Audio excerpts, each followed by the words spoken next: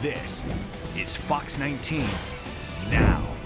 Good Saturday morning. It's August 2nd, and this is Fox 19 Now. I'm Kelly Rippin. A beautiful Saturday on tap, except we may have some scattered showers and thunderstorms in areas. Let's send it over to our meteorologist, Catherine Bodak, to tell us who can expect those showers. Good morning, Catherine. A man fights for his life this morning after being shot in the head. The shooting happened around 6 o'clock last night at the corner of Court and Cutter Streets in the West End. Now, police say the suspect was last seen running through a courtyard near Court Street wearing all black. No word on the victim's name or condition, but if you have any information that could help police, please call Crime Stoppers at 513-352-3040. And in Covington, police are working to identify a man whose body was found in the Licking River. Police say the body was discovered by a boater around 10 o'clock yesterday morning near the 4th Street Bridge. Foul play is not believed to be a factor. A former Tri-State teacher indicted on charges of sexual battery. 45-year-old Dan Knecht was a teacher at Scarlet Oaks Culinary School. He's now charged with 6 counts of sexual battery for having sex with 3 students. The incidents happened at various locations, including the Scarlet Oaks campus and private residences. If convicted of all charges, Knecht faces up to 30 years in prison. And Cincinnati's Procter & Gamble is slimming down. The world's largest consumer products maker says it will shed more than half its brands, leaving it with 70 to 80 of its top performers. Now, Fox 19 consulted our go-to money partner, Simply Money, regarding the future of P&G and its investors. If you're headed out there tonight, make sure you do know what you can and cannot bring. I was out there last night. Everybody brought chairs, so you might want to be comfortable. We've got everything you need to know about the event on our website, fox19now.com.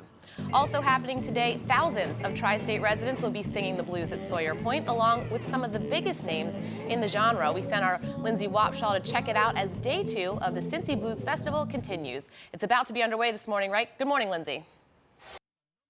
Coming up on the Fox 19 Now weekend morning news, as the Ebola virus outbreak continues to grow in West Africa, health officials brace for the first patients to arrive in Atlanta. The latest ahead. Plus, find out what Colorado did that added some major fuel to the immigration fire. These stories and more coming up next. The first of 2 Americans infected with the deadly Ebola virus expected on U.S. soil today. The head of the World Health Organization says the Ebola outbreak is now moving faster than the efforts to contain the disease. Both U.S. patients are medical missionaries, Dr. Kent Brantley and nurse Nancy Wright-Bowl, and are listed in critical condition. One will arrive today, the second a few days from now. Emory University Hospital in Atlanta is only one of 4 facilities in the country equipped to deal with this level of isolation, and they say they're ready for their arrival. The reason we are bringing these patients back to our facility, We know how to stop. Both patients will receive some experimental treatments that involved injecting antibodies. Dr. Ribner says his goal is to keep the patients alive long enough for their bodies to fight off the infection.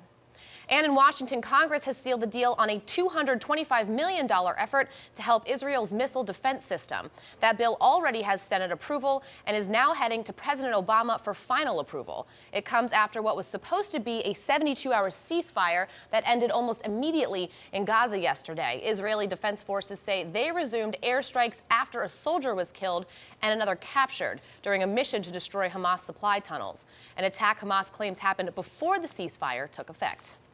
To sever those tunnels, and we are determined to strike this terrorist organization. Today marks the 26th straight day of violence between Israel and Hamas.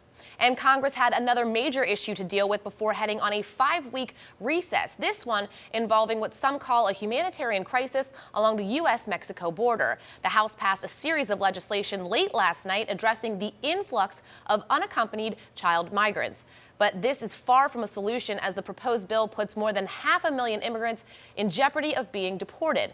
The $694 million plan would prevent or reverse temporary work permits issued by the Obama administration. The Senate is already on summer recess and has yet to vote on the plan. And in Colorado, tens of thousands of immigrants will now be able to receive a driver's license, regardless of their legal standing. A new state law aimed at improving public safety ensures a license or ID card to anyone who's been paying taxes in the state and who's applied for citizenship. In order to comply with the federal law, the cards will be marked not valid for federal identification, voting, or public benefit purposes. Still to come, a scary new game encouraging kids to light themselves on fire. Find out what it has to do with social media.